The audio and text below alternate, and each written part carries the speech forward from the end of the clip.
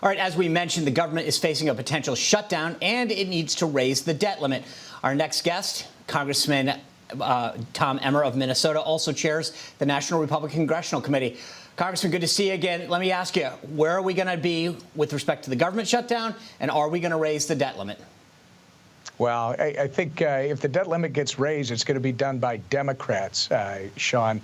Quite frankly, anybody who votes to increase the debt limit at this point is basically giving President Biden a blank check to take us down this socialist reconciliation path with $3.5 trillion in spending. And by the way, $3 trillion in new taxes. So I think they're going to have to pass it on their own. And whether that means that there's going to be a government shutdown, again, Sean, this is on the Democrats. This is their problem. They've created it. They're going to have to figure out how to solve it. You know, this puts a lot of moderate Democrats in a vulnerable position. Can the GOP capitalize on this on 2022? Are you planning on that? Oh, absolutely. But let me correct something, Lindsay. There's no such thing as a moderate left, and this idea that there are centrist Democrats, there are not. This is a fight on the left between the far left and the left. It's a fight between socialists and liberals, all right? Yes, we are going to hold them accountable because they have presided over crisis after crisis since this year started. Look.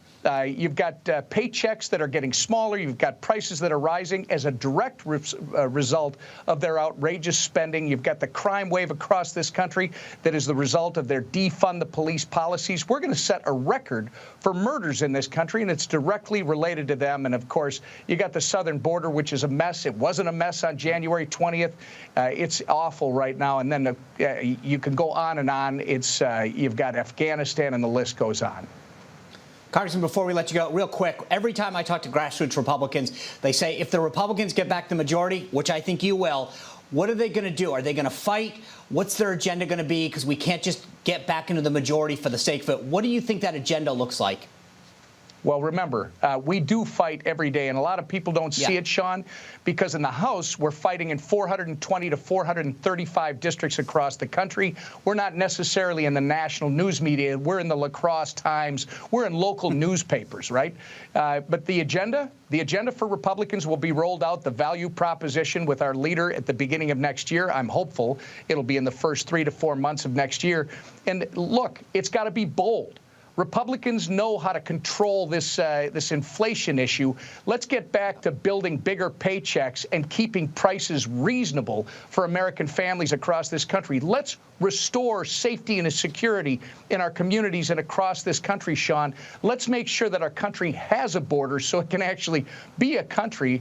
Let's restore the American dream. Let's bring back America first, and let's make sure that Americans can chase their version of the American dream. That will be the Republicans' basic agenda. The details will be rolled out at the beginning of next year.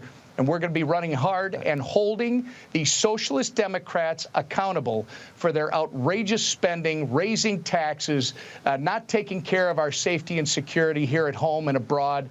We're going to hold them accountable, and I believe the American voters are going to hold them accountable in the fall of 22. You'll have a new Republican majority in the House. And if we do our job, Sean, I think you're going to have a new majority in the U.S. Senate as well.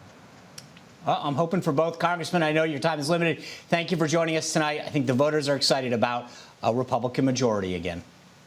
I'm too. Happy birthday, Sean. Oh, thank you, sir. Appreciate that.